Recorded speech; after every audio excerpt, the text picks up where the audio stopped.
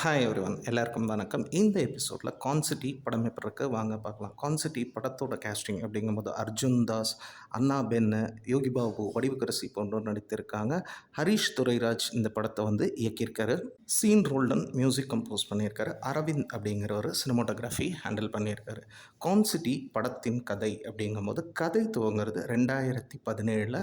அர்ஜுன் தாஸ் வந்து தன்னோட குடும்பமான அனாபென், வடிவுக்கரசி, யோகி பாபு தன்னோட குழந்தையோட மேங்களூரில் ஒரு ஹோட்டல் வச்சு நடத்திக்கிட்டு இருக்காரு.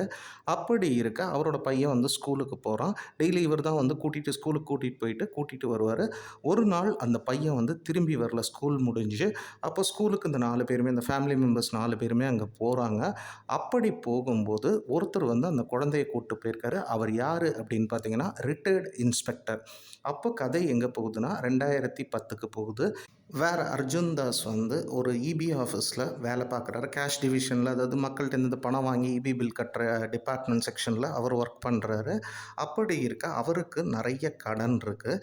இன்னொரு புறம் வந்து பார்த்திங்கன்னா அனாபென் வந்து யார்கிட்டையோ வந்து வீட்டுக்கு லீஸுக்கு பணம் கொடுத்து ஏமாந்துருக்காங்க. வடிவுக்கரசிக்கு பையனா யோகி பாபு ஒரு ஃபிலிம் இண்டஸ்ட்ரிக்குள்ளே என்ட்ரு ஆகணும். காரணம் என்னென்னா அவங்க அப்பா வந்து ஒரு நல்ல மனிதர், ஃபிலிம் இண்டஸ்ட்ரியில் ஒரு ஸ்டண்ட் மாஸ்டராக இருந்த ஒரு பர்சன். அப்படிங்கும்போது அவங்களுக்கும் வந்து பணம்ங்கிறது தேவையாக இருக்குது. இவங்க எல்லாமே நேர்மையாக இருக்காங்க. ஆனால் பணத்தால் ஏமாந்தது இல்லை, பண தேவையால் என்ன பண்ணுறாங்கன்னா அர்ஜுன் தாஸ் வந்து ஒரு சில விஷயங்கள் வந்து, அதாவது இபிக்கு மக்கள் கட்டுற பணத்தெல்லாம் எடுத்து ரொட்டேட் பண்ணி அந்த மாதிரி ஆக்டிவிட்டி பண்ணுறாங்க. அதில் வந்து அனாபென்னும் வந்து பார்த்திங்கன்னா அவங்களும் வந்து ஏமாத்துகிற வேலை சிலது பண்ணும்போது அந்த பணத்தை அர்ஜுன் தாஸ்ட்டை வந்து கொடுக்க, அதே மாதிரி வடிவுக்கரசியும் அவங்க மெடிக்கல் ட்ரீட்மெண்ட் பொய் சொல்லி பணம் வாங்கி அந்த பணத்தையும் அர்ஜுன் தாஸ்ட்டை கொடுக்குறாங்க. அப்படி இருக்க வந்து பார்த்திங்கன்னா அர்ஜுன் தாஸ் இந்த பணம்லாம் வர்றதை பார்த்துட்டு, அதை குயிக்காக ஏர்ன் பண்ணுறதை பார்த்துட்டு இதை வச்சு பெருசாகிடலான்னு நினைக்கும் போது அவர் கொடுத்த ஒரு இடத்துல வந்து அவருக்கு வந்து பெரிய ஏமாற்றம் அப்படின்னு நிகழுது. இதில் வந்து பணம் கொடுத்தவங்க இது எல்லாமே ஒரு போலீஸ் கேஸாக மாறுது. அப்படி இருக்க போலீஸ்லேருந்து இந்த 4 பேரும் தப்பிச்சிடுறாங்க. தப்பிச்சுட்டு இவங்க மேங்களூரில் போய் ஒரு ஹோட்டல் நடத்துகிறாங்க. ஒரே குடும்பமாகவும் இருக்காங்க. அந்த சமயத்தில் தான் இவங்களோட பையன் வந்து கடத்தப்படுறான். அப்படிங்கும்போது அந்த இன்ஸ்பெக்டர் வந்து சில டிமாண்ட்ஸ் வந்து வைக்கிறாரு. அப்படி இருக்க கதை எப்படி நகருதுன்னா, அந்த இன்ஸ்பெக்டர் சொல்கிற டிமாண்டை நிறைவேற்றணும்னா திருப்பி இவங்க வந்து ஸ்கேமுக்குள்ளே இறங்கணும். அப்படி இருக்க இவங்க நேர்மையாக போலீஸ்க்கு பயந்து ஊரை விட்டு வாழ்கிறாங்கங்கும்போது திருப்பி அந்த ரூட்டுக்குள்ளே போகக்கூடாதுன்னு நினைக்கிறவங்க திருப்பி அந்த ரூட்டை எடுக்கிற ஒரு சூழ்நிலை வருதுங்கும்போது, இதுக்கப்புறம் அந்த இன்ஸ்பெக்டர்கிட்டேருந்து அர்ஜுன் தாஸ் அந்த ஃபேமிலி வந்து அந்த குழந்தைய மீட்டாங்களா இல்லையா, அதே மாதிரி திருப்பி இவங்க ஸ்கேம் இன்வால்வ் ஆகும்போது ஆல்ரெடி இவங்க எல்லாமே வந்து ஒரு ஸ்கேமில் மாட்டின ஆளுங்க, கேஸ் இருக்கிற ஆளுங்கும்போது திருப்பி அந்த மாதிரி ஒரு ஸ்கேமுக்குள்ளே இறங்கும்போது என்னென்ன சம்பவங்கள் அரங்கேறிச்சு, இது எல்லாத்துக்கும் ஆன்சர் கொடுக்குற படமாக அமையிறது தான் கான்சிட்டி. இப்போ படத்துடைய ப்ளஸஸ் அப்படின்னு பார்த்தீங்கன்னா, நிச்சயம் வந்து பார்த்தீங்கன்னா அர்ஜுன் தாஸ் ஒரு சூப்பர் பெர்ஃபார்மன்ஸ். யோகி பாபு சென்டிமெண்ட்லேயும் சரி காமெடியிலையும் நல்லாவே பண்ணியிருக்காங்க. எஸ்பெஷலி வடிவுக்கரசி மேடம், அனாபென் நடித்த நடிகர்கள் எல்லாமே நீட்டாக இந்த படத்துக்கு என்ன தேவையோ அதை நீட்டாக ஸ்க்ரீனில் கொடுத்துருக்காங்க அப்படின்னு சொல்லலாம். அதே மாதிரி இந்த படத்துக்கு தேவையான ஒரு மியூசிக் கம்போசிங், பேக்ரவுண்ட் ஸ்கோரிங்காக இருக்கலாம், சாங்ஸுமே படத்தில் வந்து நல்லா தான் இருக்குது. சீன் ரோல்டன் நல்லாவே கம்போஸ் பண்ணியிருக்காரு. சாங்ஸுமே நல்லா ஒர்க் அவுட் ஆகிருக்கு.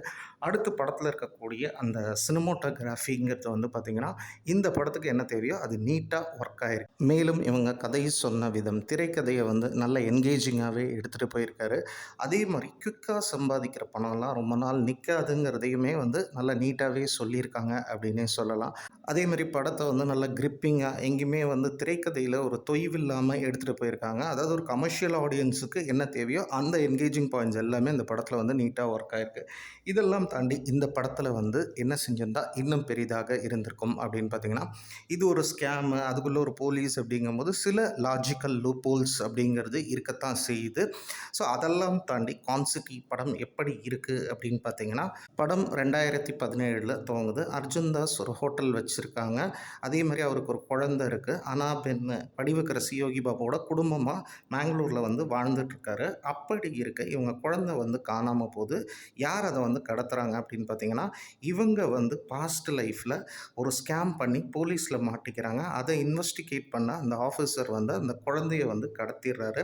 அப்படிங்கும்போது இவங்க வந்து அந்த லைஃப்பை விட்டு வெளியே வரணும்னு நினைக்கிற சமயத்தில் அந்த கடத்தி வச்ச அந்த ரிட்டயர்டு இன்ஸ்பெக்டர் என்ன சொல்கிறான், திருப்பி ஒரு ஸ்கேம் பண்ணுங்கிற மாதிரி சொல்கிறான். அப்படி இருக்க இவங்க என்னென்ன முடிவுகள் எடுத்தாங்க, அப்படி எடுத்த முடிவுகளால் இவங்க வாழ்க்கையில் என்னாச்சு, அந்த இன்ஸ்பெக்டருக்கு என்னாச்சு, இது எல்லாத்துக்கும் ஆன்சர் கொடுக்குற படமாக அமையிறது தான் கான்சிட்டி.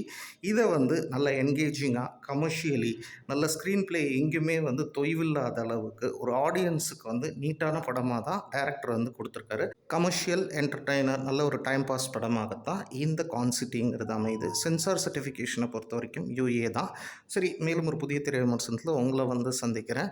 எங்களோட விமர்சனங்கள் பிடிச்சிருந்தா லைக் பண்ணுங்கள், தெரிஞ்சவங்களோட ஷேர் பண்ணுங்கள், சேனலை சப்ஸ்கிரைப் பண்ணுங்கள். நன்றி, வணக்கம்.